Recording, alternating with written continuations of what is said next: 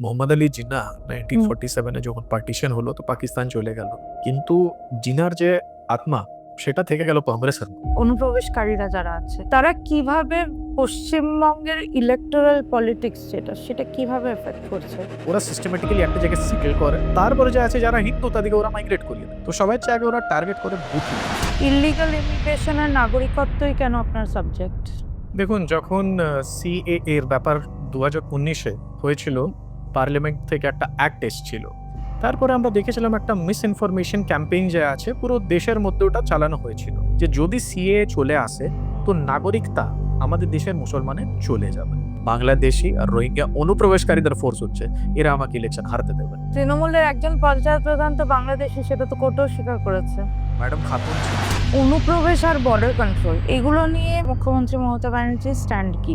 অনুপ্রবেশ হতে থাকুক আর আমি জিততে থাকি। Mamata Banerjee is the biggest ambassador of illegal immigration in India.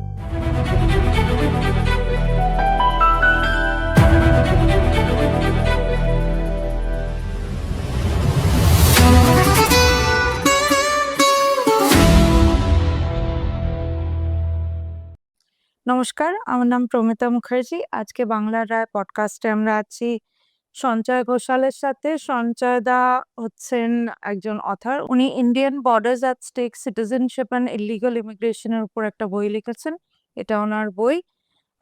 Sanjay দা, একটু আপনার বইটা নিয়ে বলুন। ইল্লিগাল ইমিগ্রেশন আর নাগরিকত্বই কেন আপনার সাবজেক্ট?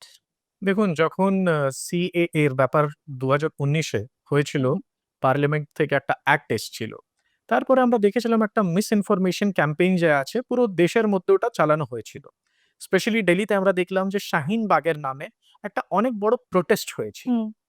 তখন আমার মনে হলো যে আমরা কোথাও না কোথাও ন্যারেটিভ ওয়ার যেটা হয় সেটাতে পেছনে আছি।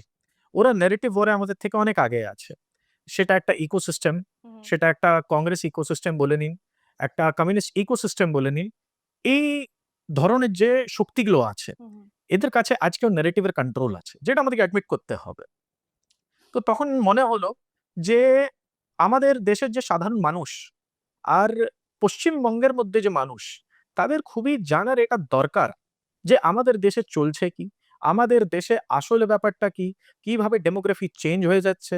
কিভাবে সিটিজেনশিপ নিয়ে, নাগরিকতা নিয়ে একটা খেলা চলছে? আর ভোট ব্যাংক পলিটিক্স এর নামে একটা সরকার, টিএমসি সরকার ওয়েস্ট বেঙ্গলে কিভাবে নিজের একটা পুরো একটা বিজনেসের মডিউল চালাচ্ছে, একটা মডেল চলছে এখানে। তো সেইসব ব্যাপারগুলোকে এক্সপোজ করার জন্য এই বইটাকে লেখা হয়েছে। সিএ নিয়ে অনেকের অনেক ভয় আছে, অনেক সংশয় আছে। কিন্তু সিএ যে আসলে যারা বাধ্য হয়েছেন পাকিস্তান বাংলাদেশ থেকে চলে আসতে, অনেকে এক কাপড়ে চলে এসছে, অনেকে কোনো মতে প্রাণ বাঁচিয়ে চলে এসছে, সেটা সিএ তাদের জন্য যে কতটা গুরুত্বপূর্ণ, কতটা তাদের সাহায্য করার জন্য, সেটা নিয়ে একটু বলুন প্লিজ। দেখুন, সিএ যে মিথ গুলো সেটা একটু ভাঙতে চাই। সিএ কে নিয়ে যে আমি মিসইনফরমেশন ক্যাম্পেইন এর কথা বললাম, তো সিএ নিয়ে সবার চেয়ে বড় মিসইনফরমেশন ক্যাম্পেইন যেটা 2019 থেকে স্টার্ট হয়েছিল ওটা এটা ছিল যে যদি সিএ চলে আসে তো নাগরিকতা আমাদের দেশের মুসলমানের চলে যাবে। এই ব্যাপার নিয়ে অনেক কিছু করা হয়েছিল দেশের মধ্যে। কিন্তু এখানে সিএ এর যে মূল ব্যাপারটা সেটা এটা হচ্ছে যে পাকিস্তান, আফগানিস্তান আর বাংলাদেশ থেকে যে পারসিকিউটেড মাইনরিটিস, নন মুসলিমস, কেন কি পারসিকিউটর আর অপরেসর এক হতে পারে না? হতে পারে না। অপরেসর এক হচ্ছে, সবাই জানে, ওটাতে কোনো সংশয় নেই। তো ব্যাপারটা হচ্ছে যে যারা পারসিকিউটেড ওখানকার কমিউনিটিস, ওদিকে রিফিউজি এখানে বানানো হবে, ওদিকে তারপরে যে আছে সিটিজেনশিপের স্ট্যাটাস দেওয়া হবে। যারা যে রিফিউজি গুলো এসে গেছে, তো তাদেরকে তো তুমি জলে ফেলে দিতে পারবে না, যেটা অনেক পার্টি চায় এখানে। একদিকে ওদের স্ট্যান্ড মুসলিম ইলিগাল ইমিগ্রেন্ট কে নিয়ে আলাদা থাকে, আর যে হিন্দু বা শিখ বা বুদ্ধিস্ট বা খ্রিস্টান, ওদেরকে নিয়ে ওদের স্ট্যান্ড সম্পূর্ণ আলাদা। আমি তো হিপোক্রেসি অনেকবার বুঝতে পারি না, আমি খুবই কোনো honestly মায়া কথা দয়া নেই বলছি। তাদের প্রতি। এই ব্যাপারটা আমাদের দেশের মধ্যে আছে। তো সিএ নিয়েও একটা মিসইনফরমেশন যেটাকে বলা হয়। কিন্তু আমি এই যে মাধ্যম থেকে আপনাদের পডকাস্টের মাধ্যম থেকে একটা জিনিস খুবই ক্লিয়ার ভাবে রেখে দিতে চাই। আমি টেকনিক্যাল ডিটেইলস এখন যাচ্ছি না। কিন্তু সিএএ যারা পারসিকিউটেড মাইনরিটিস ওখান থেকে এসে গেছেন, আর যেহেতু আমি এখন আবার আমরা দেখছি যে বর্তমানে মমতা বন্দ্যোপাধ্যায় আবার এই মিসইনফরমেশন চালাচ্ছে, ওনাদের লোকেরা আবার এই মিসইনফরমেশন চালাচ্ছেন। তো আমি একটা কমিউনিটির মধ্যে যে আমি misinformation একটা অ্যাড্রেস ওদিকে করে দিতে চাই যে আপনাদের নাগরিকতা এখানের আপনারা ভারতের পাবেন। আর হুম। সেটার থেকে এই দুনিয়াতে কোনো তাগত নেই যে আপনাকে নাগরিকতা পাওয়ার থেকে দাঁড় করতে পারবে। সেজন্য আপনারা যে পার্টি আপনাকে নাগরিকতা দিচ্ছে, ওই পার্টিকে আপনারা সাপোর্ট করুন। অন্য পার্টি চায় যে ইল্লিগাল ইমিগ্রেন্ট, যে বাংলাদেশী অনুপ্রবেশকারী, ও সিটিজেনশিপ পেয়ে যাক, ও ভোটিং রাইট পেয়ে যাক, আর ওদের সরকার থাকুক। আর আরেকদিকে ভারতীয় জনতা পার্টি চায় যে যারা ওখানের পারসিকিউটেড মাইনরিটিস, যাদের আমি নাম করলাম, ওরা যে আছে সিটিজেনশিপ এখানকার ওদিকে গ্রান্ট করা হোক। আর তারপরে ওরা ভালো একটা জীবন ভারতের ভূমিতে ওরা থাকতে পারুক। সেটাই আমাদের যে আছে ভারতীয় জনতা পার্টির ভিশন। আর একদিকে যে আছে টিএমসি বা কংগ্রেস, এদের সব পার্টির ভিশন। আমরা তো দেখতে পাচ্ছি যারা বাংলাদেশ থেকে মিয়ানমার থেকে আসছে একটা সেকশন অফ পিপল, তাদের কত ইজিলি এখানে ডকুমেন্ট করে দিচ্ছে, তারা পশ্চিমবঙ্গে ঢুকছে ইলিগালি, এখান থেকে ডকুমেন্ট বানিয়ে পুরো ভারতে ছড়িয়ে পড়ছে। অ্যাজ অপোজ টু যারা পারসিকিউটেড অ্যাকচুয়ালি এসেছে বাংলাদেশ থেকে কি আফগানিস্তান থেকে কি পাকিস্তান থেকে, তাদের জন্য যে সিএ যে একটা আছে সিটিজেনশিপ অ্যামেন্ডমেন্ট অ্যাক্ট, ওটা তারা যদি নাগরিকত্বর জন্য অ্যাপ্লাই করতে চায়, একটু প্রসেসটা সিম্পলি বলুন না কি করে করবে। আপনারা দেখুন যে ওখানে যখন আমরা সিটিজেনশিপ অ্যামেন্ডমেন্ট অ্যাক্টের কথা বলি, তো একটা ব্যাপার আমাদেরকে খুব ভালো করে বুঝতে হবে যে ভারতের সরকারের ওটাতে কিছু পার্টিকুলার গাইডলাইন আছে, যেটাকে নিয়ে একটা কাট অফ ডেট দেওয়া হয়েছে। আর আমরা আশা করি যে ওই কাট অফ ডেটকে ওইভাবে যদি কেউ ছাড়িয়ে যায়, তো সেভাবে অ্যাডজাস্ট করা হবে। সেই জন্য আমি ওটাকে এখন ডিফাইন করছি না। নিশ্চয়ই। কিন্তু আমার ব্যাপারটা হচ্ছে যে ভারত সরকারের এমনি পুরো একটা প্রসিজার আছে, হুম। যেটাকে ওয়েস্ট বেঙ্গলের ইমপ্লিমেন্ট হতে দিচ্ছে না, যেটা থ্রু আপনি ডিস্ট্রিক্ট অ্যাডমিনিস্ট্রেশনের থ্রু আপনি নাগরিকতা পেতে পারেন। সেই জিনিসটাকে কিন্তু যখন আমরা অন্য স্টেটে দেখি, যে গুজরাতের মধ্যে দেখে নিন, আপনি রাজস্থানের মধ্যে দেখে নিন, যেখানে এখন ভারতীয় জনতা পার্টির সরকার বর্তমানের মধ্যে আছে, এই যে পুরো প্রসেসটা খুবই সিমলেসলি যে ওখানে স্টেট গভর্নমেন্ট আর ডিস্ট্রিক্ট অ্যাডমিনিস্ট্রেশনের থ্রু হচ্ছে। ওই ব্যাপারটাই হচ্ছে যে এবারে ওখানেও আমি একটা পয়েন্ট এড করব যে ওই জিনিসটা যদি অত সিমলেসলি পশ্চিমবঙ্গের মধ্যে যারা পারসিকিউটেড মাইনরিটিস যদি ওরা সিএ এর আন্ডার সিটিজেনশিপ চায়, তো ওদিকে একটাই কাজ করতে হবে, সেটা হচ্ছে ওই সরকারকে আনতে হবে যেই সরকার ওদিকে সিমলেসলি, যেটা অন্য অন্য স্টেটে হচ্ছে, অন্য অন্য রাজ্যে হচ্ছে, ওই সরকারকে এবারে আনতে হবে। ডিএম কিংবা স্টেট গভর্নমেন্ট সহযোগিতা না করলে তারা কি করে সিটিজেনশিপ পেতে পারবে? আর কোনো উপায় আছে? আমি সেই ব্যাপারটাই বলছি যে স্টেট গভর্নমেন্টের নিজের একটা পাওয়ার থাকে। হুম। আমরা সেই ব্যাপারটাকে ল্যান্ড অ্যাকুইজিশনও দেখি। যখন আমরা বর্ডারের কথা বলি, ল্যান্ড অ্যাকুইজিশনকে নিয়ে শুধু পশ্চিমবঙ্গের মধ্যেই সবার চেয়ে বেশি প্রবলেম আছে। তার রিজন হচ্ছে স্টেট গভর্নমেন্টের নিজের কিছু পাওয়ার থাকে, যেই পাওয়ার যতক্ষণ ও এক্সারসাইজ করবে না, ততক্ষণ যে আছে অনেক বেশি মুশকিল হয়ে যাবে। যদি সেন্ট্রাল গভর্নমেন্টও চেয়ে নেয় তারপরেও। কেন কি আমরা একটা ফেডারেল স্ট্রাকচারের মধ্যে বা ইউনিয়ন স্ট্রাকচারের মধ্যে এইসব ডিবেটের ব্যাপার নয়। আমাদের ব্যাপার হচ্ছে আমাদের ইউনিয়ন গভর্নমেন্টের কাছে কিছু পাওয়ার দেওয়া হয়েছে, আমাদের স্টেট গভর্নমেন্টকে কিছু পাওয়ার দেওয়া হয়েছে। ল্যান্ডের পাওয়ার যে দেওয়া হয়েছে, সেটা ল্যান্ড অ্যাকুইজিশনের পাওয়ারটা সেটা দেওয়া হয়েছে কাকে? সেটা দেওয়া হয়েছে স্টেট গভর্নমেন্টকে। লাইকওয়াইজ যে ডিস্ট্রিক্ট অ্যাডমিনিস্ট্রেশন উপরে ডাইরেক্ট কন্ট্রোল থাকে, সেটা থাকে স্টেট গভর্নমেন্টের হাতে। যতক্ষণ স্টেট গভর্নমেন্ট কোঅর্ডিনেট করবে না, ততক্ষণ লোকেদের কোথাও না কোথাও একটা প্রবলেম হবে। আর তার আমি যেটা বারবার বলি, তার একটাই সলিউশন হচ্ছে আপনাদেরকে ন্যারেটিভ, আপনারা এগুলো ভুলে যান। কি ন্যারেটিভ হচ্ছে কি নয়। আমার ফায়দায় যে সরকার থাকবে, আমার লাভে যে সরকার থাকবে, সেই সরকারকে আমি আনবো। এই জিনিসটা, এই মানসিকতাটা পশ্চিমবঙ্গের মধ্যে হওয়া এখন খুবই দরকার। একটু পেছনে যাই, হিস্ট্রিতে যাই। নিশ্চয়ই। 1947 এ পার্টিশনের পর থেকে যেটা ইল্লিগাল ইমিগ্রেশন, সেটা ইন্ডিয়াতে কিভাবে পুরো ব্যাপারটা হয়েছে? দেখুন, যখন 1947 এ পার্টিশন হয়েছিল, তখন আজকের পাকিস্তান আর আজকের যে বাংলাদেশ, মানে ওয়েস্ট পাকিস্তান আর ইস্ট পাকিস্তানের পোরস বর্ডার্স ছিল। পোরস মানে মুভমেন্ট খুবই ইজি ছিল। আর তারপরে গভর্নমেন্টের একটা প্রায়োরিটি যে হয় যে আমরা বর্ডারের ফেন্সিং করব, সেটা কংগ্রেসের মধ্যে পলিটিক্যাল উইল ছিল না। পাকিস্তানের ফ্রন্টে তো ঠিক আছে, কাজ শুরু হয়ে গেল, কাজ হলো, সবকিছু হলো। কিন্তু ওয়েস্ট বেঙ্গলের কেসে কি হলো যে ওয়েস্ট বেঙ্গলে যেটা ওরা পলিটিক্যালি যদি ওরা নিজেকে অ্যাক্টিভ রাখতো, যদি ওদের মধ্যে একটা উইল থাকতো, তো ওই জিনিসটা সম্ভব ছিল। কিন্তু ওইটাকে করা গেল না।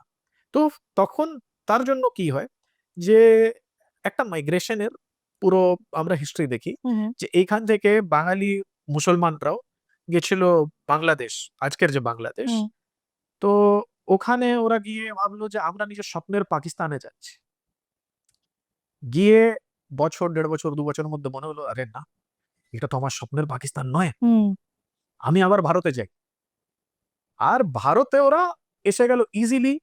আর তারপরে এখানে এসে নিয়ে আজকে আমাদের মধ্যেখানে থাকছে। আমি ওটা নিয়ে এখন কোয়েশ্চেন করছি না। কিন্তু যে হিন্দু পারসিকিউট হয়নি, পাকিস্তান থেকে এসেছিল কিংবা বাংলাদেশ থেকে এসেছিল, হুম। ও কি রিটার্ন গেছে? ও কি নিজের বাড়ি গেছে? ও কোনোদিন যেতে পারেনি। তো একটা পলিটিক্যাল উইলের জন্য, যেটা ছিল না অবভিয়াসলি, সেটার জন্য আমরা দেখেছি যে ইল্লিগাল ইমিগ্রেশন এই দেশের মধ্যে হয়েছে। আর কনজিকিউটিভ যে স্টেট গভর্নমেন্ট এখানে থেকেছে, প্রথমে কংগ্রেসের, তারপরে কমিউনিস্ট গভর্নমেন্ট, তারপরে মমতা বন্দ্যোপাধ্যায় সরকার, আজকে টিএমসি সরকার। আর এই টিএমসি সরকারের আপনি হিপোক্রেসি দেখুন। 2000 এর দশকে মেম্বার অফ পার্লামেন্ট ছিলেন মমতা বন্দ্যোপাধ্যায়। তখন উনি গেলেন, চরণজিৎ সিং আটওয়াল যে ডেপুটি স্পিকার ছিলেন পার্লামেন্টের মধ্যে, লোকসভার মধ্যে। আর কিছু পেপার ছিল ওনার কাছে, ওনার কথা শোনা হচ্ছিল না। আর উনি যে আছে পেপারগুলো নিয়ে গেলেন আর ছুঁড়ে ফেলে মারলেন ডেপুটি স্পিকারের ওপরে। সোশ্যাল মিডিয়াতে খুবই ভাইরাল ওটা। আর আমি বলি প্রত্যেক বাঙালিকে ওটা দেখা উচিত। উনি কি কথা বলছিলেন? ওনার নিজে বসে আরেকবার দেখা উচিত। ওনার নিজে একদম ঠিক বলেছেন আপনি। হুম।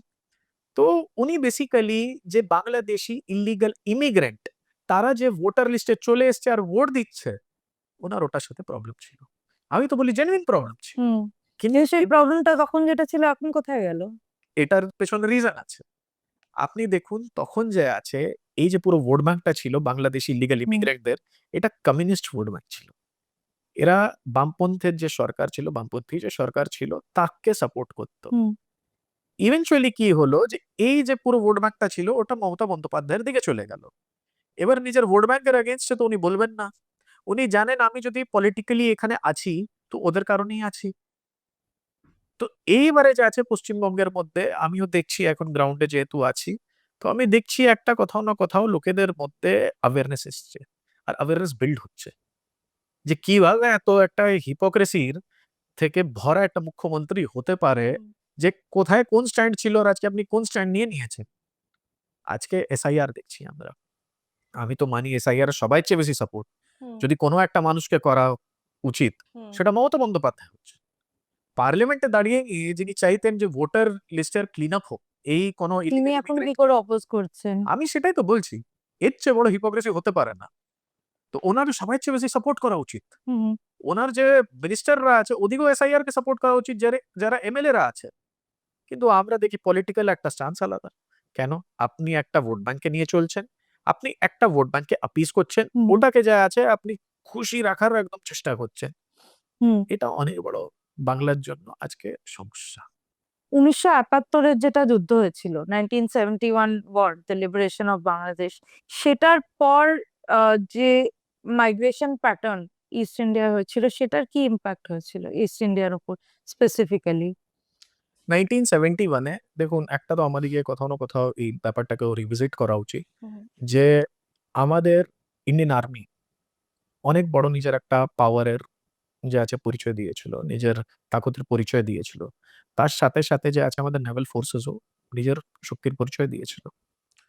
কিন্তু পলিটিক্যালি যখন সিমলা প্যাক্ট হয়, তখন আমাদের ভূতপূর্ব প্রধানমন্ত্রী শ্রীমতী ইন্দিরা গান্ধী কোথায় অবধি ঠিক ছিলেন, এটার কোথাও না কোথাও একটা অ্যানালিসিস হওয়া উচিত। হুম।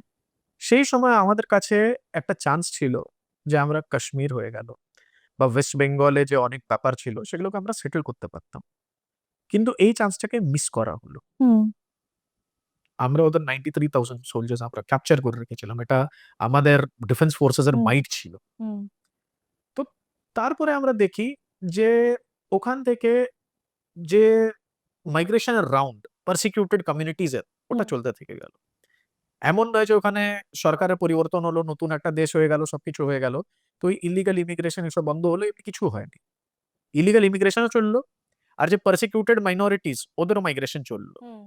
তার জন্য হলো কি, যে যখন ওখান থেকে মানুষ আসছে তখন তো আইডেন্টিফাই আপনি করতে পারবেন না যে ও কোন জাতি কোন ধর্মের হচ্ছে হ্যাঁ, কোথাকার হচ্ছে কি ঠিকই তো। সেটা আপনি মানুষকে দেখে করতে পারবেন না। তো ওটার অ্যাডভান্টেজ নিয়ে অনেক মুসলিম ওখান থেকে এসছে, এখানে বাড়ি করেছে, এখানে থাকছে। আর আমি আপনাকে একটা কেস বলবো, একটা কোনো পার্টিকুলার স্টেটে মধ্যপ্রদেশে একটা এমনি কেস পাওয়া গেছিল যে হিন্দু নাম থেকেও থাকতো, ওর উপরে সাসপিশন রেজ হলো।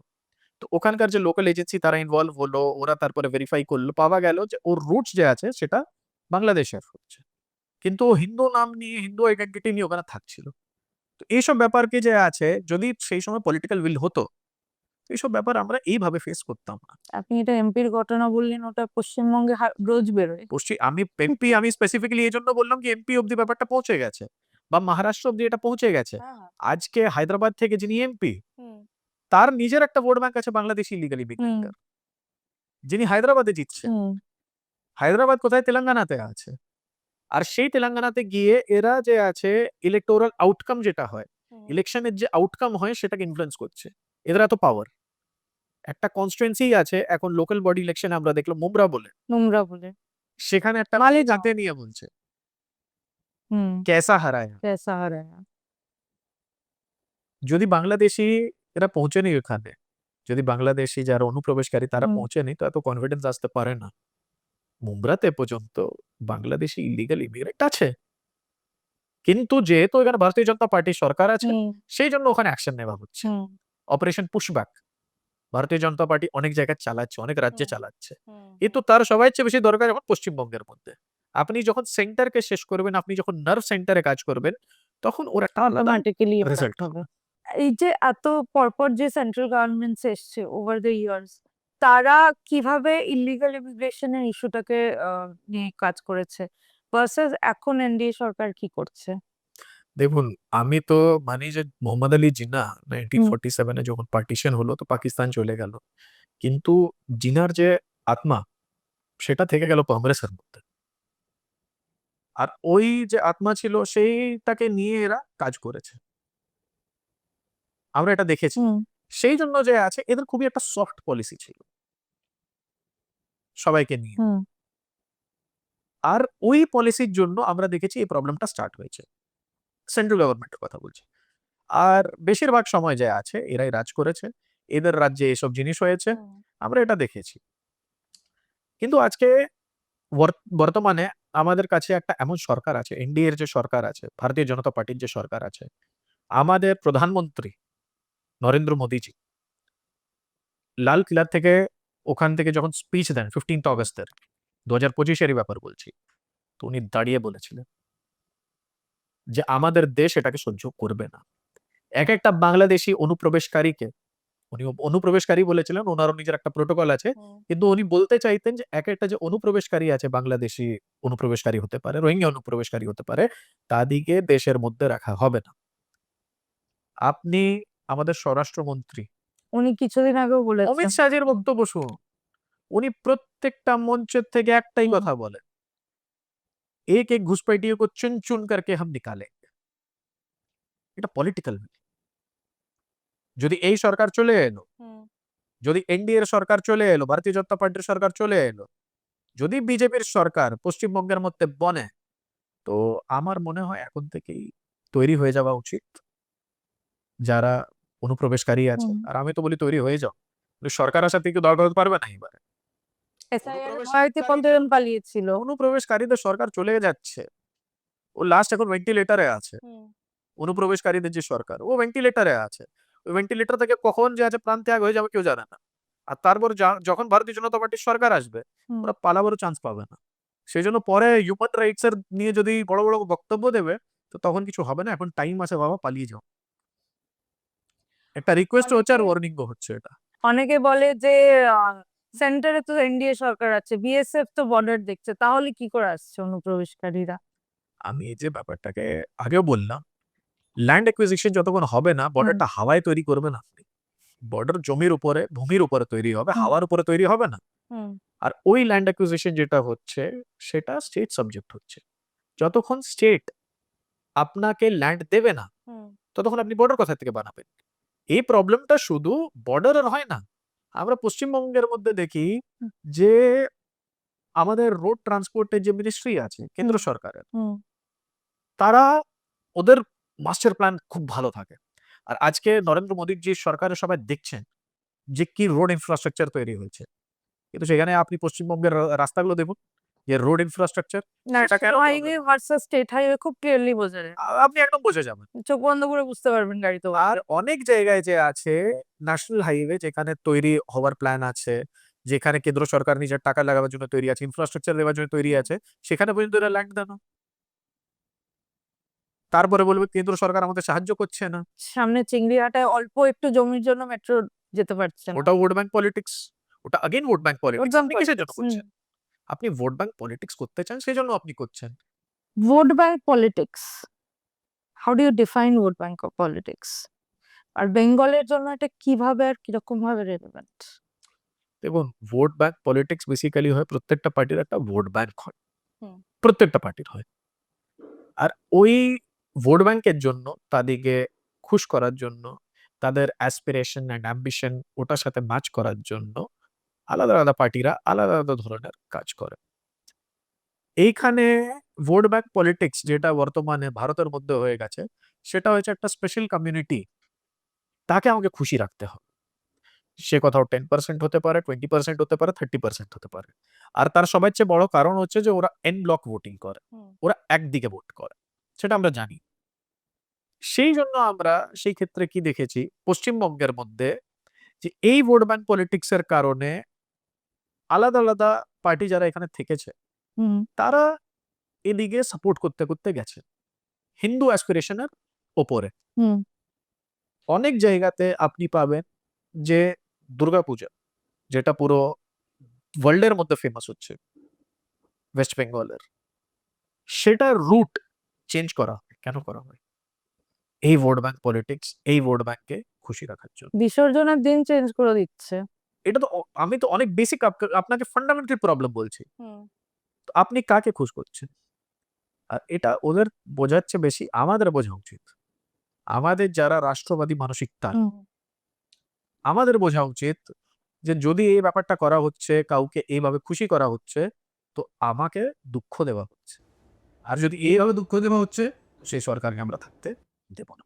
ইল্লিগাল ইমিগ্রেশন, অনুপ্রবেশকারীরা যারা আছে, তারা কিভাবে পশ্চিমবঙ্গের ইলেকটোরাল পলিটিক্স সেটা কিভাবে এফেক্ট করছে? দেখুন, এই প্রবলেমটাকে সবার চেয়ে বেশি কমপ্লেক্স ওয়েতে আমরা বর্ডারিং ডিস্ট্রিক্টে দেখতে পারি। হুম। এমন, এমন বুথ আছে যেখানে ওরা অ্যাবভ 95% চলে গেছে। কিন্তু যখন আপনি ওখানে লোকালদের সাথে গিয়ে কথা হুম। বলবেন, তখন আপনি জানতে পারবেন যে লোকাল তো বাঁচেনি। ওদিকে তো তাড়া করে দেওয়া হয়েছে। ওরাও হুম। মাইগ্রেট করে গেছে। এদের যে ফান্ডামেন্টালিস্ট ট্যাকটিক্স ওর কারণে। কিন্তু যে আশেপাশের লোকাল যারা আছে, হুম। হিন্দু যারা আছে, তাদেরকে যখন আপনি জিজ্ঞেস করবেন, আপনি ওদের সাথে কথা বলবেন, তখন আপনি বুঝতে পারবেন ব্যাপারটাকে। যে ওইখানে কিভাবে ওরা সিস্টেমেটিক্যালি একটা জায়গায় আসে। ওরা সিস্টেমেটিক্যালি একটা জায়গায় সেটেল করে। আর তারপরে যে আছে যারা হিন্দু, তাদেরকে ওরা মাইগ্রেট করিয়ে দেয়। তো সবার চেয়ে আগে ওরা টার্গেট করে বুথ লেভেলে। যখন আপনার হাতে বুথ চলে এলো, তখন লোকাল রিপ্রেজেন্টেটিভ আপনার বুঝবে এবারে। যারা আমরা পঞ্চায়েত লেভেলের কথা বলি, সেই লেভেলে। ওদের ডাইরেক্ট ইনফ্লুয়েন্স থাকবে যখন যে আছে বিধানসভার ভোটিং হবে। তারপরে যখন লোকসভার ভোটিং হবে, তখন ওদের একটা ডাইরেক্ট ইনফ্লুয়েন্স থাকবে। তো এইভাবে যে আছে, ওরা কোথাও না কোথাও যেখানে হিন্দু মাইনরিটিতে হয়ে গেছে, সেইখানে আমরা দেখি যে এই ইল্লিগাল ইমিগ্রেন্ট গুলোর ভোট ডাইরেক্টলি ক্যান্ডিডেটকে চুজ করে। যেইখানে হিন্দু আর ওরা কন্টেস্টে আছে, সেইখানে আমরা দেখি যে ইলেকশন আউটকামে কিছু ভোটার মার্জিন থেকে ওরা জিতে যায়। যেহেতু নিউমেরিক্যাল স্ট্রেংথ আছে ওদের কাছে। At the end of the day ডেমোক্রেসিতে কি হয়, যে democracy is a game of votes. Numbers. তোমাকে আল্টিমেটলি যদি তোমার কাছে ভোট নেই, তাহলে তুমি কতই ভালো কথা বলছো, সেটাকে তোমাকে অ্যাকসেপ্ট করবে না। তো এই ব্যাপারটাকে আমরা বর্ডারিং যে আমাদের যতগুলো কনস্টিটুয়েন্সি আছে সেখানে আমরা দেখি। কিন্তু এমনি নয় যে এটা খালি বর্ডারিং কনস্টিটুয়েন্সিতে আছে। কলকাতার মধ্যে কলকাতা পোর্ট বলে একটা কনস্টিটুয়েন্সি আছে, যেখানের এমএলএ উনি মিনিস্টারও হচ্ছেন, আর কলকাতা মিউনিসিপাল কর্পোরেশনের মেয়রও হচ্ছেন উনি।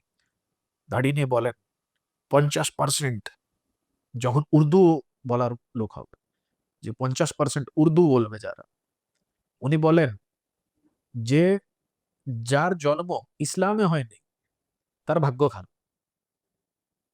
এমনি লোকেরা কার বলে এসব কাজগুলো করছে? ও জানে যে আমার পেছনে একটা বহুত বড় ফোর্স আছে, অনেক একটা পাওয়ারফুল ফোর্স হুম। আছে, যেটা ইলিগাল ইমিগ্রেন্টদের ফোর্স হচ্ছে, বাংলাদেশি আর রোহিঙ্গা অনুপ্রবেশকারীদের ফোর্স হচ্ছে। এরা আমাকে ইলেকশন হারতে দেবে না।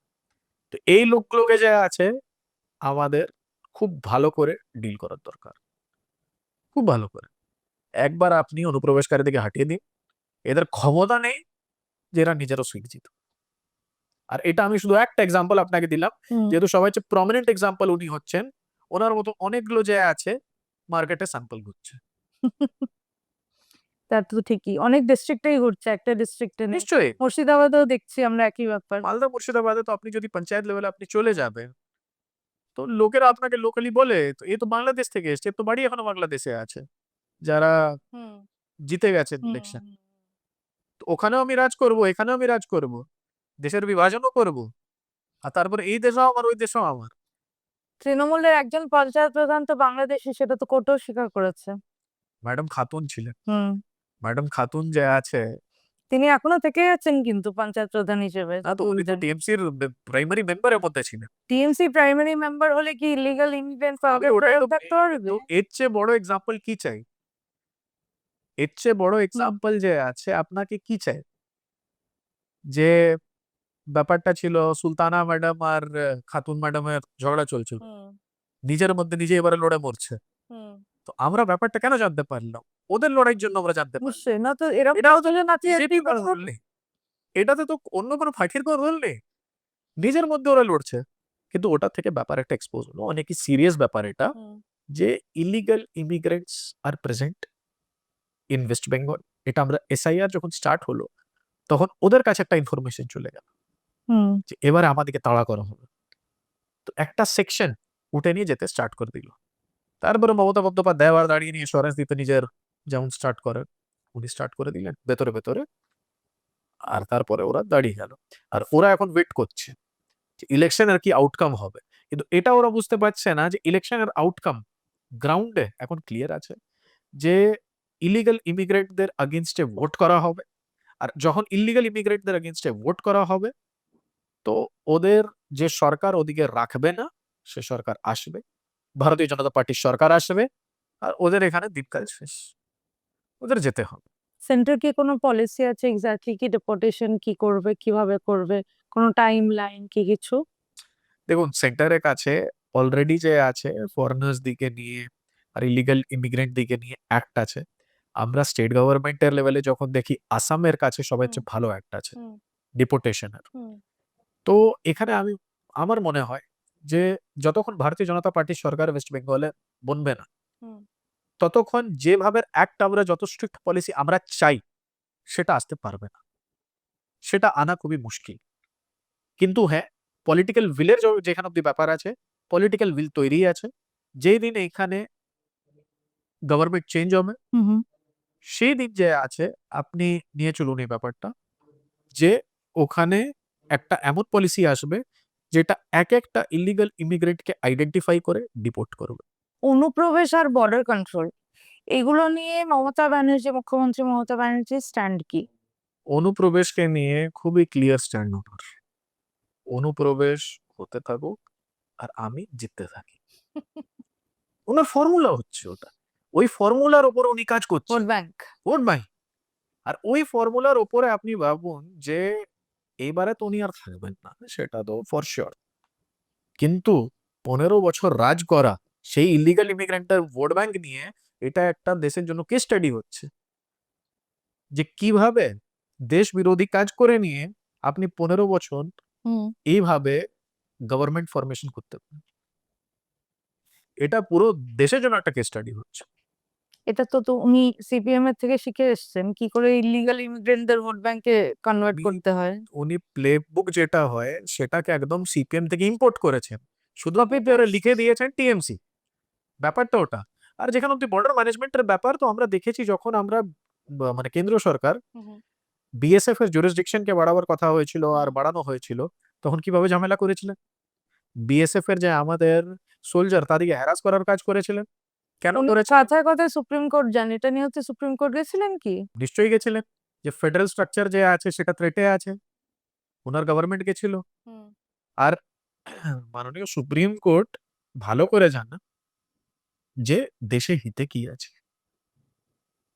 সেই জন্য এই রকমের ট্যাকটিক্স সেগুলো সব জায়গায় কাজ করে না, কিন্তু তা এক দু জায়গায় ওনার করতে পারে, কোথাও ওটা করতে পারে, কিন্তু প্রত্যেকটা জায়গায় এভাবে কাজ করবে সেটা এমনি হয় না।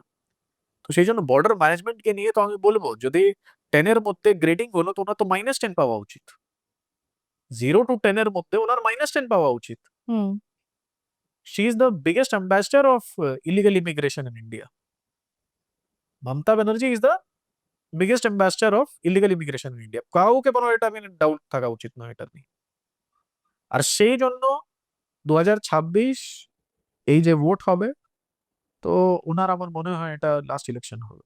বর্ডার সিকিউরিটি, অনুপ্রবেশ, এগুলো নিয়ে সুপ্রিম কোর্টের কি স্ট্যান্ড এখন এই মুহূর্তে? সুপ্রিম কোর্টের যে স্ট্যান্ড সেটা খুবই ক্লিয়ার, যে একটাও ইলিগাল ইমিগ্রেন্ট আমাদের দেশের মধ্যে থাকা উচিত নয়। হুম ওদের যে আছে কিভাবে করার আছে, ওদের ডিপোর্টেশন থেকে নিয়ে প্রত্যেকটা জিনিস, সেটাকেও ফ্রম টাইম টু টাইম হুম ওটাকে বলে। কিন্তু পলিটিক্যাল উইল যেখানের ব্যাপারটা হুম আছে, কেন কি ইমপ্লিমেন্টেশন পলিটিক্যালি হয় হুম জিনিসগুলোর, হুম তো পলিটিক্যাল উইলের কারণে যে আছে কোথাও না কোথাও এটা একটা প্রবলেম হয়। কিন্তু এটা থেকে আমার মনে হয় যে কোর্টকে ওনার উপর কন্টেম্প্ট লাগিয়ে দেওয়া উচিত। হ্যাঁ, এটা তো উনি ক্লিয়ার কোর্টের অর্ডার ভায়োলেট করছেন। ওনার উপরে তো কন্টেম্প্ট লাগানো উচিত।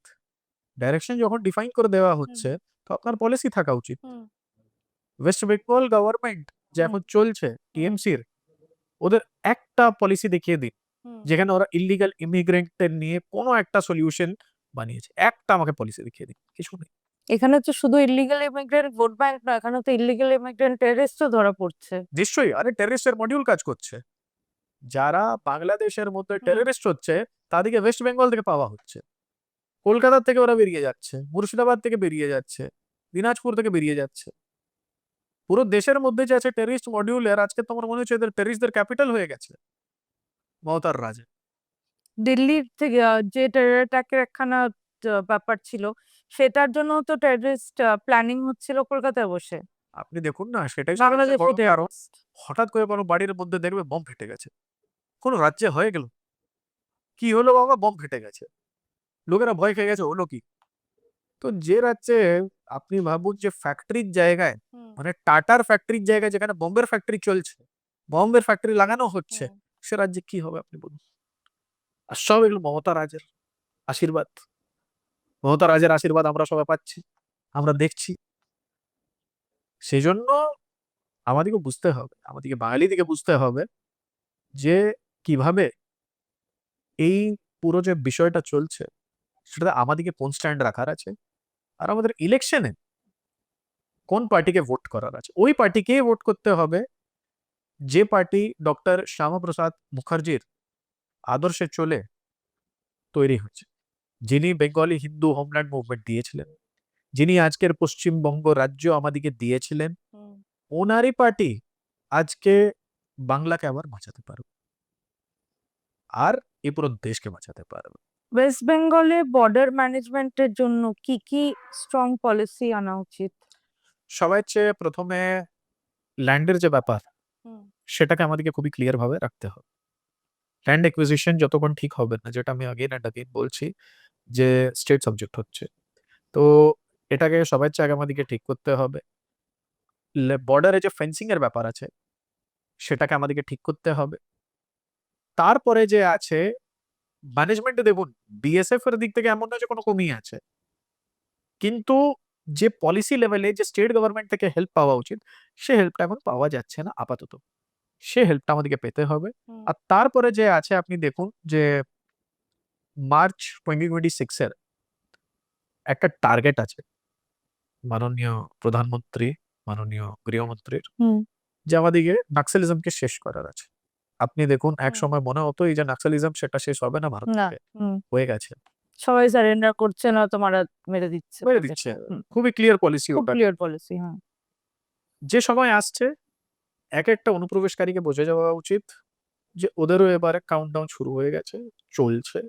আর কোনো টাইমে যখন এখানে সরকার বনে যাবে ভারতীয় জনতা পার্টির, যেই দিন বনবে তারপরে সবাই হচ্ছে প্রথম যদি কেউ টার্গেট হবে একদিকে হবে ডেভেলপমেন্টের কাজ, ইনভেস্টমেন্ট আনা হবে।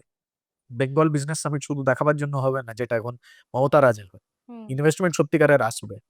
এখন ইনভেস্টমেন্ট আছে টেররিস্ট গ্রুপের, তখন আসবে ইনভেস্টমেন্ট ইন্ডাস্ট্রিয়াল হাউসের। এটা অনেক বড় একটা ডিফারেন্স হবে। তো সেইভাবে কিন্তু প্রথম যে টার্গেট হবে তো এই অনুপ্রবেশকারীরা হবে। তো অনুপ্রবেশ কি পশ্চিমবঙ্গ 2026 ইলেকশনের মেন ইস্যু? মেন ইস্যু এতগুলো ইস্যু করে দিয়েছে যে কোনো ইস্যুটাকে আপনি মেন বলতে পারবেন না। আজকে একটা এমপ্লয়মেন্টকে নিয়ে, রোজগারকে নিয়ে অনেক বড় ইস্যু আছে। 26,000 চাকরি চলে যাচ্ছে পশ্চিমবঙ্গের মধ্যে। আপনি দেখুন যে এনার পুরো যে পলিটিক্সটা ওটা কোথা থেকে স্টার্ট হয়েছিল, টাটার মতন একটা ইন্ডাস্ট্রিয়াল পাওয়ার হাউসকে ইনি তাড়া করে দিয়েছেন, তারা করে দিচ্ছে। আর ওটা তারপরে গুজরাট চলে যায়। যে স্টেটের ল অ্যান্ড অর্ডার ঠিক নেই সেখানে কোনোদিন ইনভেস্টমেন্ট আসতে পারে, কোনোদিন আসবে না। তো এত ভালো একটা স্টেটকে আপনি কিভাবে শেষ করেছেন, ওটার একটা ক্লাসিক এক্সাম্পল হচ্ছে ওয়েস্ট বেঙ্গল। সেকেন্ড, যেটা আমি ইন্ডাস্ট্রির ব্যাপারটা বললাম, থার্ড হলো যে ইলিগাল ইমিগ্রেশন। মানুষ যখন ভারতীয় নাগরিক বাঁচবে, ভারতীয় নাগরিকের অস্তিত্ব থাকবে, তখন গিয়েই তো কোনো কাজ হবে, কিছু হবে। যদি আমার গলার উপরে তলোয়ার থাকবে আর আমাকে কালমা পড়তে বলবে, তো আমি আগে করবোটা কি? সেই জন্য প্রাইমারি ইস্যু বলবো না, কিন্তু এটা এক্সিস্টেন্সিয়াল ইস্যু হচ্ছে। প্রাইমারি ইস্যু ইলেকশন অনেক কিছু হতে পারে, সেকেন্ডারি ইস্যু অনেক কিছু হতে পারে, এগুলো প্রাইমারি সেকেন্ডারিতে এই ইস্যুটা আসেই না। এটা এক্সিস্টেন্সিয়াল ইস্যু হচ্ছে। বাঁচবার জন্য আমাদেরকে বিজেপিকে ভোট করতে হবে। যদি মানুষ মানুষের মতো থাকতে চায় পশ্চিমবঙ্গের মধ্যে, আর একটা পার্টিশন চায় না, তবে একটাই পার্টিকে ভোট করতে হবে। সেটা একটা রাষ্ট্রবাদী পার্টি হচ্ছে, সেটা ভারতীয় জনতা পার্টি। বাঁচতে চাই তাই বিজেপি। নিশ্চয়ই। তো ইলিগাল ইমিগ্রেশন যেটা অনুপ্রবেশ, সেটা সিকিউরিটি তো কম্প্রোমাইজ করছে, ভোট ব্যাংক বানাচ্ছে। তাছাড়াও যেটা অনেকেই আহ, জানে না কিংবা বুঝতে পারে না, সেটা হচ্ছে যে ইলিগাল ইমিগ্রেশন যখন একটা জায়গায় হয়, তো সেখানে ওয়ার্কফোর্স যেটা, সেটাও ডিরেক্টলি এফেক্টেড হচ্ছে, এমপ্লয়মেন্ট এফেক্টেড হচ্ছে, জব ক্রিয়েশন এফেক্টেড হচ্ছে। নিশ্চয়ই। কারণ যারা অনুপ্রবেশকারী তারা এসে তো এখানকার যারা লোকাল তাদের চাকরি নিয়ে নিচ্ছে, আমি নিজের তাদের কাজ নিয়ে নিচ্ছে। বইয়ের মধ্যে এই ব্যাপারটাকে লিখেছি যে ইনফর্মাল সেক্টরে একটা অনেক বড় রোল এখন হয়ে গেছে বাংলাদেশি অনুপ্রবেশকারী। যখন অপারেশন পুশব্যাক হরিয়ানাতে চলছিল, যে বাংলাদেশি ইলিগাল ইমিগ্রেন্টদের উপর অ্যাকশন করছিল বিজেপি গভর্নমেন্ট, তো হঠাৎ করে গুড়গাঁও থেকে, মানে যেটা আজকের গুরুগ্রাম হচ্ছে, হঠাৎ করে দেখা গেল যে ওখানে যারা মেড ছিল, বাড়ির বাড়িতে কাজে মেড সার্ভেন্ট যারা কাজ করে, হঠাৎ করে ওর শর্টেজ স্টার্ট হয়ে গেল আর ট্রেনে ভিড় বেড়ে গেল, যেটা ওয়েস্ট বেঙ্গল আছে ওখান থেকে, দিল্লি থেকে। তো এটা কেন হলো? কেন কি ইনফর্মাল সেক্টরে আজকে কোথাও না কোথাও, একটা শুধু মেড ইন্ডাস্ট্রির কথা নয়, আজকে কনস্ট্রাকশনে আপনি দেখে নিন, আপনি বিভিন্ন সেক্টরে গিয়ে দেখে নিন, ওদের একটা রোল আছে। আর এই রোলটা হচ্ছে প্রবলেমেটিক। ওরা আমাদের ওয়ার্কফোর্সেও ঢুকে গেছে, ওরা কম ওয়েজে ওরা চাকরি করে, ওরা কম কম টাকা পায়, পয়সার কাছে। তাও ওরা চাকরি করে। ওরা যে আছে আমাদের ইকোনমিক অপরচুনিটিস যেটাকে বলে, সেটার উপরেও ডাইরেক্টলি অ্যাটাক করছে। আমাদের যে রোজগার, সেটাকে ওরা আমাদের থেকে কেড়ে নিচ্ছে, আর সেটা আমাদেরকে বাঁচাতে হবে। ন্যাশনাল সিকিউরিটির উপরে তো ডাইরেক্ট থ্রেট, কিন্তু যেটা আমাদের ইকোনমিক অপরচুনিটিস, যেটা আমাদের এমপ্লয়মেন্ট অপরচুনিটিস, রোজগারের যে আমাদের ব্যাপার স্যাপার আছে, সেটার উপরেও ডাইরেক্টলি একটা অ্যাটাক হয়েছে। সিটিজেনশিপ, নাগরিকত্ব, সেটা এত সেন্সিটিভ ব্যাপার কেন হয়ে গেছে হঠাৎ করে, এত কন্টেস্টেড ডিবেট?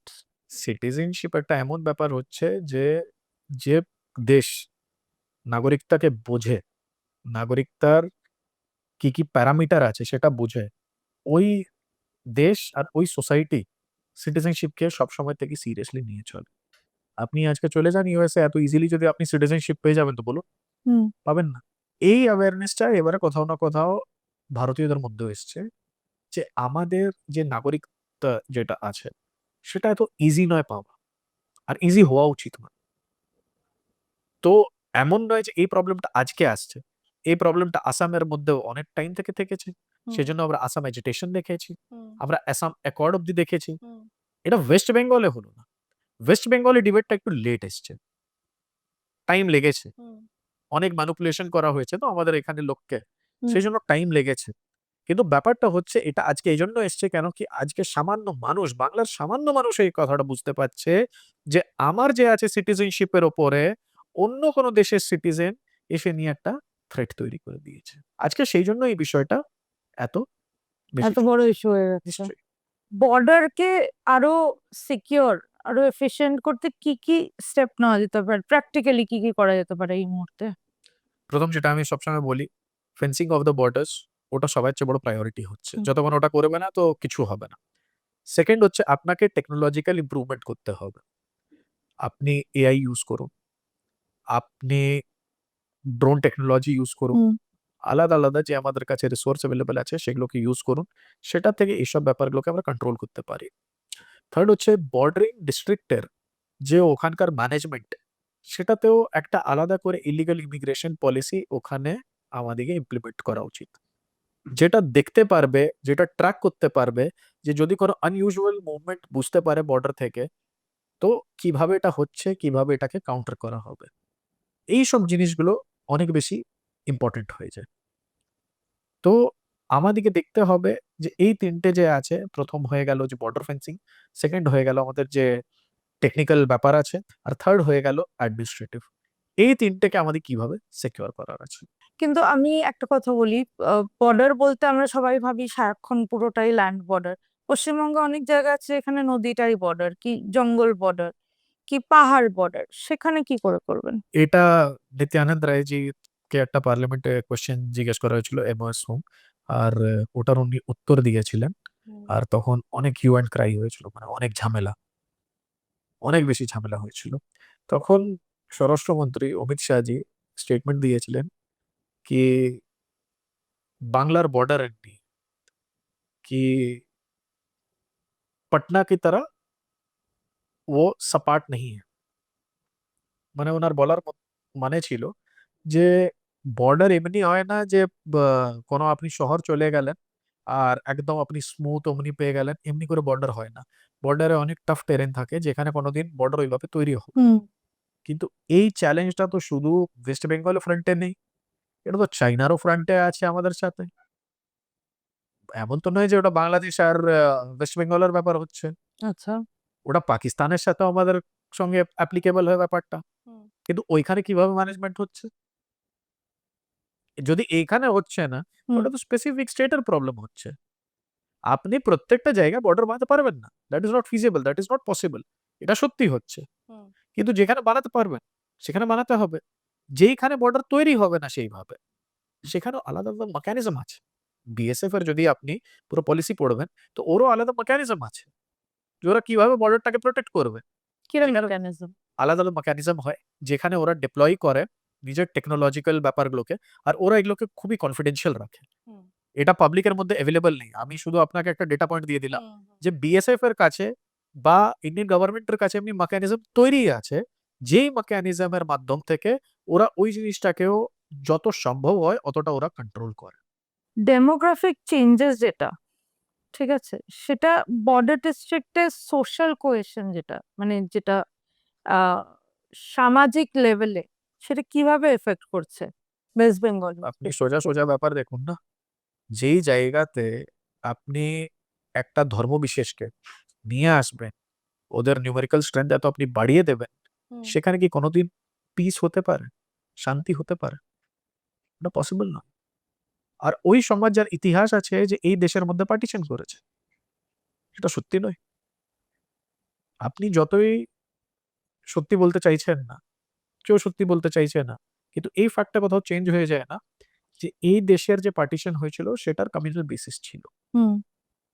আর ওই কমিউনিটি যার আলাদা একটা দেশের দরকার ছিল, যার মনে হতো যে আমি আলাদা দেশে থাকলে নিজের ধর্মকে অনেক আগে নিয়ে যাব। কত আগে নিয়ে গেছে সেটা আলাদা একটা বিষয়। সে ব্যাপারে আমি যাইনি। কিন্তু ওদের মনে হতো এই জিনিসটা। সেজন্য ওরা পার্টিশন করে দিয়েছে। তারপরেও বলছে যে যেখানে পার্টিশন করেছি, যে জায়গাটা বেঁচেছে, সেইখানেও আবার আমি এসে নিজের নিউমেরিক্যাল স্ট্রেংথ বাড়াবো। আবার এখানে এসে পার্টিশন করব। আবার এটাকে যে আছে আমি দারুল ইসলাম বানাবো, এটা হবে না। সর্বশক্তি দিয়ে আটকানো হবে। আপনি ভাবতে পারেন না কত লেভেলে কত অর্গানাইজেশন এটার জন্য কাজ করছে। ওদের দিক থেকেও আমাদের দিক থেকেও ওদের পুরো চেষ্টা আছে যে পুরো ভারতের ডেমোগ্রাফি চেঞ্জ হয়ে যাক, হুম। পুরো ভারত ইসলামিক হয়ে যাক। একটা তো ডেডলাইনও আছে সেটার জন্য একটা হ্যাঁ, বাজার। দ্যাটস ওয়াই হিন্দি যেটাকে বলে হুম গ্রেটার বাংলাদেশের কনসেপ্ট আছে, হুম। অনেকগুলো কনসেপ্ট আছে। প্যারালালি ওরা কাজও করছে, এমন নয় ওরা কাজ করছে না। গ্রেটার বাংলাদেশ নিয়ে তো ওপেনলি কথা বলছে। ওদের অফিসিয়াল মোহাম্মদ ইউনূস ম্যাপের তো মধ্যে ম্যাপের মধ্যে ওদের দেখিয়ে অফিসিয়াল দিয়েছে। ম্যাপের মধ্যে ওটা দেখতে পাওয়া যাচ্ছে, গ্রেটার বাংলাদেশ। হুম। তো এত ইজি নয়, কিন্তু ওদেরও বোঝা উচিত। এবারে ভারতীয় যারা রাষ্ট্রপতি মানসিকতার, তারা এত ইজিলি নিজের স্টেট, নিজের দেশ এগুলো দিয়ে দেবে না। পশ্চিমবঙ্গের মানুষের তাহলে এটাও চুজ করার এখন দরকার আছে কি তারা পশ্চিমবঙ্গেই থাকতে চায় নাকি গ্রেটার বাংলাদেশের পার্ট হতে চায়? সবার চেয়ে আগে পশ্চিমবঙ্গের মানুষকে বুঝতে হবে কোন ধর্মে থাকতে চায়। যদি ভুল ভোট করেছে তো ভুল ধর্মে চলে যাবে, এটা একদম সত্যি। তো ধর্মে চলে যাওয়ার থেকেও বেশি থ্রেট কি গ্রেটার বাংলাদেশের পার্ট হওয়া না? গ্রেটার বাংলাদেশে যদি আপনি যাবেন, আপনি ন্যাচারালি ভুল ধর্মে চলে যাবেন, আমি সেটাই বলতে চাইছি। হুম। আর আপনার গলার উপরে যে তলোয়ারটা রাখা হবে সেটা আলাদা। যেটা বাংলাদেশে আমরা সেটা দেখছি তো যে আমি হচ্ছে বলছি না এখন, ওই হ্যাঁ। কথাটা। ডাইরেক্ট অ্যাকশনের আপনি হিস্ট্রি পড়ে নিন। এই ক্যালকাটার মধ্যে আজকে আমরা কলকাতায় বসে আছি, এই হুম। কলকাতার মধ্যে কি করেছিল এরা? গলা কেটে দিয়েছিল, রেপ করেছিল। কোন ক্রাইম করেনি এরা? বাচ্চা দিয়ে বেঁধে ছাড়েনি। আমরা একটা সমাজের হিসেবে আমাদেরকে ভাবতে হবে, আমরা কি ওই সিচুয়েশন, ওই ব্যাপারগুলো কি আবার চাই? আর ভোট করার আগে এটা ভাবতে হবে। সেই জন্য ভারতীয় জনতা পার্টির সরকার আসা, আমি বারবার বলছি যে এটা আমার কোনো বাড়ির বিষয় নয়, এটা পুরো দেশের বিষয় হচ্ছে, এটা পশ্চিমবঙ্গ রাজ্যের বিষয় হচ্ছে, যেটা আজকে চলছে। একটা মন বানাতে হবে, হুম। যে পার্টি এক একটা অনুপ্রবেশকারীকে তাড়াবে, একটাও অনুপ্রবেশকারী আসতে দেবে না, সেই পার্টিকে আমাদেরকে ক্ষমতায় আনতে হবে, যেভাবে হোক আনতে হবে। আমি আপনাকে বলছি এইবারে আসবে, কোনো দুনিয়ার তাকত দড় করতে পারবে না। মমতা বন্দ্যোপাধ্যায় এক্সপোজ হয়ে গেছে, টিএমসি এক্সপোজ হয়ে গেছে, এদের পুরো ইকোসিস্টেম এক্সপোজ হয়ে গেছে। সামান্য যে বাংলার মানুষ, হুম। তারা এইবারে বিজেপিকে ভোট করবে, আর একটা অনেক বড় মেজরিটি নিয়ে বিজেপির সরকার 2026-এ পশ্চিমবঙ্গের মধ্যে বনবে। আবার এখানে একটা উদয় হবে, আর বাংলার মধ্যে আমরা অনেক পজিটিভ চেঞ্জ দেখতে পারবো। একটা আমাদের ভালো সময় আসছে বাংলার মধ্যে, সেটা আমি আপনাকে ডেফিনেটলি বলতে পারি। আপনার বই নিয়ে একটু কথা বলা যাক। আপনার যে বইটা লিখেছেন সেটাতে আপনি কি লিগ্যাল রিফর্ম নিয়ে কথা বলছেন, অ্যাডমিনিস্ট্রেটিভ রিফর্ম নিয়ে কথা বলছেন নাকি দুটো নিয়েই বলছেন? আমি সবার চেয়ে আগে পলিটিক্যাল উইলের নিয়ে কথা বলছি। সবার চেয়ে যেটা প্রথম, হুম আমাদের দেশে যদি কিছু করাবার আছে তো পলিটিক্যাল উইল চাই। আমার ফার্স্ট টপিক ওটা হলো। হুম তো কিভাবে পলিটিক্যাল উইল ইম্পর্টেন্ট হচ্ছে, হুম তারপরে বিষয় আসে যে লিগ্যাল রিফর্ম কিভাবে করা যাবে। সেটা এমন নয় যে চলেনি। যদি লোকের মধ্যে অ্যাওয়ারনেস থাকবে, পাবলিকের মধ্যে অ্যাওয়ারনেস থাকবে, হুম ওইভাবে সরকার আসবে, তো লিগ্যাল রিফর্ম নিজে নিজে হতে চলে যাবে। ওইভাবে ল ফ্রেম হবেই, তারপরে ডিপোর্টেশন পলিসি সেভাবে বানানো হবে, সেটাকে ইমপ্লিমেন্টও করা হবে। তো ওটা নিয়ে আপনি নিশ্চিন্ত থাকুন। হুম আর যেখানে অব্দি অ্যাডমিনিস্ট্রেটিভ ব্যাপার হচ্ছে, তো যতক্ষণ পলিটিক্যাল উইল থাকবে না ততক্ষণ অ্যাডমিনিস্ট্রেশন কি করবে? আপনি দেখুন আজকে পশ্চিমবঙ্গের মধ্যে পুরো যে অ্যাডমিনিস্ট্রেশন বিক্রি হয়ে গেছে, হুম সে অ্যাডমিনিস্ট্রেশন কি টিএমসির লোক বনে গেছে। ওপর থেকে নিয়ে নিচ অব্দি আমরা যে পুরো অ্যাডমিনিস্ট্রেশন আজকে দেখছি, হুম এমন মনে হয় যে ওরা কনস্টিটিউশনের হিসেবে কাজ করছে না। টিএমসি ওদিকে একটা রুল বুক দিয়ে দিয়েছে, সে রুল বুকের জন্য কাজ করছে। আর এই ব্যাপারটা এবারে ওরাও বুঝতে পারছে, হুম অ্যাডমিনিস্ট্রেশন বুঝতে পারছে যে গভর্নমেন্ট চেঞ্জ হবে। সেই জন্য যে আছে, যখন আপনি দেখছেন যে কোথাও কোথাও এবারে অ্যাডমিনিস্ট্রেশনও ওদের সাহায্য করতে এবারে ধীরে ধীরে করে বন্ধ করছে, টিএমসির সাহায্য করতে বন্ধ করছে, এর মানে অ্যাডমিনিস্ট্রেশনও রিয়েলাইজ করে নিয়েছে যে এখানে সরকারের পরিবর্তন নিশ্চিত হবে। আর সেই জন্য যে আছে, হুম যেদিন সরকার তৈরি হবে আপনি দেখবেন অ্যাডমিনিস্ট্রেশন অটোমেটিক্যালি ভালোভাবে কাজ করবে। আপনি ইউপিতে দেখুন, ওখানে তো আজকে যেভাবে প্রবলেম ছিল হুম সেভাবে নেই। হুম আপনি মহারাষ্ট্রতে দেখুন, যেখানে বিজেপি সরকার চালাচ্ছে, আপনি গুজরাতে দেখুন, গুজরাতে যেইখানে ঝামেলা এরা করতে যায়, ওদিকে কিভাবে ডিল করা যায় আপনি নিউজে পেয়ে যাবেন। ছোট একটা ঝামেলা করতে যাবে তার আগেই ওদিকে একদম কন্ট্রোল করে দেওয়া যায়, নিউট্রালাইজ করে দেওয়া যায়। সেই জিনিসটা সবাই চেয়ে বেশি এখন যদি কোনো স্টেটের ওটা রিকোয়ারমেন্ট আছে, ওটা ওয়েস্ট বেঙ্গল হচ্ছে। আর ইলিগাল ইমিগ্রেন্ট থেকে কি করে ডিল করা যায় সেটা আমরা হিমন্ত দাদার থেকে শিখতে পারি, হিমন্ত বিশ্ব শর্মাজি, ওনার থেকে শিখতে পারি। ইলিগাল ক্রচমেন্ট যেভাবে উনি হাঁটাচ্ছেন, ওখানে তো ওয়েস্ট বেঙ্গলের চেয়ে বেশি খারাপ পরিস্থিতি ডেমোগ্রাফিক্যালি। কিন্তু ওখানে একটা জিনিস ভালো, সামান্য মানুষের মধ্যে একটা অ্যাওয়ারনেস চলে এসছে যে কোনটা আমার আর কোনটা আমার নয়, আর সেইভাবে কাজ হচ্ছে। ওই অ্যাওয়ারনেসটা আমাদেরকে ওয়েস্ট বেঙ্গলে ক্রিয়েট করতে হবে, ওই পলিটিক্যাল পার্টিকে ক্ষমতায় এখানে আসতে হবে, আর তারপরে আপনি দেখবেন যে কালেকটিভলি যে ব্যাপারটা আপনি বললেন, কালেকটিভলি আমরা এখানে একটা চেঞ্জ দেখতে পারবো। ওটা আমাকে আর তোমাকে ওটা পুশ করতে হবে না, ওটা নিজের থেকে ওটা নিজের থেকে হবে। তো আপনার বইয়ের যে কোর মেসেজ, সেটা কি সলিউশন দিচ্ছে? এই সমস্ত প্রবলেম গুলো যেগুলো আমরা ডিসকাস করলাম এখন, সেগুলোর কি কোনো সলিউশন দিচ্ছেন আপনি আপনার বইয়ের থ্রুতে? নিশ্চয়ই একটা সলিউশন বেসড অ্যাপ্রোচ নিয়ে বইটাকে লেখা হয়েছে। আমি শুধু যদি প্রবলেম হাইলাইট করব, তো ওটা কোথাও আমাকে নিয়ে যাবে না, বা কোথাও যে পড়ছে রিডার কেউ কোথাও নিয়ে যাবে না। আমার প্রায়োরিটি ছিল যে সলিউশন কি, যেখান থেকে আমি কথাটাকে স্টার্ট করেছিলাম 2019-এ যে মিস ইনফরমেশন ক্যাম্পেইন সিএ যে এনআরসি চলে আসবে, আর এক একটা যে আছে বাংলাদেশি যে আছে তার নিয়ে কথা হচ্ছিল না, বাংলাদেশি প্রবেশকারী নিয়ে কথা হচ্ছিল না, যেন ভারতীয় মুসলমান দিকে যে আছে এখান থেকে সরিয়ে দেওয়া হবে, সবকিছু করা হবে। তো আমি তখন একটা জিনিস বুঝতে পেরেছিলাম যে ন্যারেটিভে সবাই চেয়ে আগে আমাদেরকে নিজের পয়েন্টগুলোকে পুট করতে হবে যে আমরা কি বলতে চাইছি।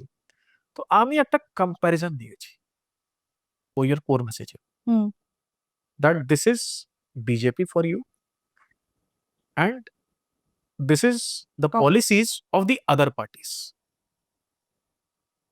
These are the policies. These are the following policies. You please go through these. আপনার কি কম্পারেটিভ স্টাডি একটা কম্পারেটিভ স্টাডি হচ্ছে যে যদি বিজেপি ক্ষমতায় থাকে কেন্দ্রতে যেটা আছে, আর বিজেপি যদি ক্ষমতায় চলে আসে স্টেটে, পশ্চিমবঙ্গের মধ্যে বা যে কোনো রাজ্যের মধ্যে, এটা শুধু 2026-এর ওয়েস্ট বেঙ্গলের সরকারের কথা নয় যে সরকার গঠন করার আছে, এটা তো একটা এক্সিস্টেন্সিয়াল সবার চেয়ে বড় আমাদের উপরে ক্রাইসিস এসছে। সেই জন্য দেশের মধ্যে এবার যত ইলেকশন হবে, আমরা কোথাও না কোথাও একটা সিভিলাইজেশনাল ওয়ার আছে, সেটা আমাদেরকে বুঝতে হবে। এই সিভিলাইজেশনাল ওয়ারে আমরা কি করে জিতবো, আমাদেরকে সেটাকে চিন্তা করতে হবে। তো একটা কম্পারেটিভ অ্যানালিসিস দেওয়া হয়েছে। পলিটিক্যালি আমরা তো আলাদা থাকতে পারি না, পলিটিক্স যখন আমাদের লাইফকে ডিফাইন করে, সেই জন্য আমাদেরকে সেই ক্ষেত্রে কি কি করতে হবে। তো আজকে পশ্চিমবঙ্গের কনটেক্সটে আমাদের প্রথম কাজ হচ্ছে বিজেপিকে ভোট করা, কমল ছাপে ভোট করা। যদি টিএমসি নিজের পলিসি আজকে চেঞ্জ করে দেয় আর বলে যে এক একটা অনুপ্রবেশকারীকে আমরা তাড়া করব, তো ঠিক আছে, একটা বই টিএমসির উপরে লিখে দেবো, সেটা বড় কথা নয়। আজকে বিজেপি বলছে যে এক একটা অনুপ্রবেশকারীকে এইভাবে আমরা ডিল করব, এটা আমাদের পলিসি হচ্ছে। তো সেই পলিসিটাকে আমি দেখাবার কাজ করেছি।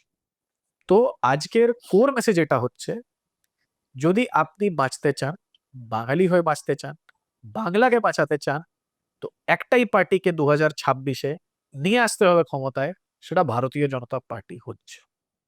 তো একটা সময় বলেছিলেন চুপচাপ ফুলে ছাপ, এবার আমরা বলবো চুপচাপ পদ্ম ফুলে ছাপ। আপনার স্লোগান আলাদা হতে পারে, আউটকাম একটাই হওয়া উচিত। আপনার ইলেকশন স্ট্র্যাটেজি আলাদা আলাদা হতে পারে, আউটকাম একটাই হওয়া উচিত। আর এইবারে পরিবর্তন হবে, আসল পরিবর্তন, যে পরিবর্তনটা আমাদের দরকার। একটা এমন সরকার আসবে যে বাংলার মধ্যে ইন্ডাস্ট্রি নিয়ে আসবে, একটা এমন সরকার আসবে যে বাংলার ছেলে মেয়েকে চাকরি দেবে, একটা এমন সরকার আসবে যে এক একটা অনুপ্রবেশকারীকে ওর ভাবে ডিল করতে পারবে। একটা সরকার এবার আসছে। ল এন্ড অর্ডার সবার আগে। নিশ্চয়ই ল এন্ড অর্ডার, আপনি দেখুন, আমি তো বলি ল এন্ড অর্ডার ঠিক না হলে ইন্ডাস্ট্রি আসবে কোন সাহসে? নিশ্চয়ই দেখুন, ল এন্ড অর্ডার যেখানে অব্দি ব্যাপার আছে, তো আমি ওটাই ভাবি যে মমতা বন্দ্যোপাধ্যায় যখন বিজেপি রুল স্টেটে এতটুকু কোনো ঘটনা ঘটে যায়, ওনার স্টেটমেন্ট আসবে সবার চেয়ে আগে, ওনার পুরো টিম পৌঁছে যায় সবার আগে। ওনার রাজ্যসভার যে আছে এমপিরা, ওনার যে আছে লোকসভার এমপিরা, ওরা নিজে শুরু করে দেয় কিছু না কিছু ড্রামা, এখান থেকে তো যারা বলছে তারা বলছে হুম মমতা বন্দ্যোপাধ্যায় একদম ফ্ল্যাগ বিয়ারার হচ্ছে পুরো ফোর্স গুলোর। হুম কিন্তু যখন পশ্চিমবঙ্গের মধ্যে ওয়াকফ প্রোটেস্ট হয়েছিল, মালদা মুর্শিদাবাদে যেভাবে ব্যাপার স্যাপার হুম হয়েছিল, হুম হিন্দুদিকে বাড়ি ছেড়ে নিয়ে যেতে হয়েছিল, আপনি কেন গেলেন না ওদিকে দেখতে? আপনার তো যাওয়া উচিত ছিল, আপনি তো মুখ্যমন্ত্রী। হুম আমার আইডিয়োলজিক্যাল ডিফারেন্স আপনার সাথে হতে পারে, কিন্তু এই রাজ্যের তো মুখ্যমন্ত্রী আপনি। হুম এর মানে আপনি মুখ্যমন্ত্রী ছাড়ুন, আপনি একটা মানুষের হিসেবে ফেল করে গেছেন। তো সেই জন্য আমাদেরকে বুঝতে হবে যে এইবারে যে নির্বাচন, সেটা শুধু একটা নির্বাচন নয়। বাঙালির যদি বাঙালি থাকার আছে, বাংলার যদি থাকার আছে, এই নির্বাচন তার নয়। অনেক কথাই তো হলো, অনেক আড্ডাই হলো, এবার দেখা যাক কি হয় 26-এ। বাট বাংলার মানুষের জন্য এটা তো একটা অগ্নি পরীক্ষাই বলা যায়, যে তারা কি করবে, কি ডিসিশন নেবে। কারণ বাংলার মানুষের ডিসিশনের উপর অনেক কিছু ডিপেন্ড করছে, শুধু বাংলার ভবিষ্যৎ নয়, কিছুটা দেখা গেলে ভারতের বাকি অংশ এর সঙ্গে জড়িয়ে আছে। Let's just hope for the best, সেটাই বলবো। The best is going to happen. খুব ভালো লাগলো আপনার সাথে আড্ডা মেরে। এরপরেও ভবিষ্যতে আরো আড্ডা মারবো, আরো ইনফরমেশন আশা করছি আপনার থেকে পাবো বর্ডার সিকিউরিটি নিয়ে, অনুপ্রবেশ নিয়ে, আর কি কি মেজার আসবে অনুপ্রবেশ নিয়ে সেগুলো নিয়েও। আম, আপাতত এখানেই থামাচ্ছি। ধন্যবাদ। ধন্যবাদ সবাইকে এটা দেখার জন্য। Thank you very much.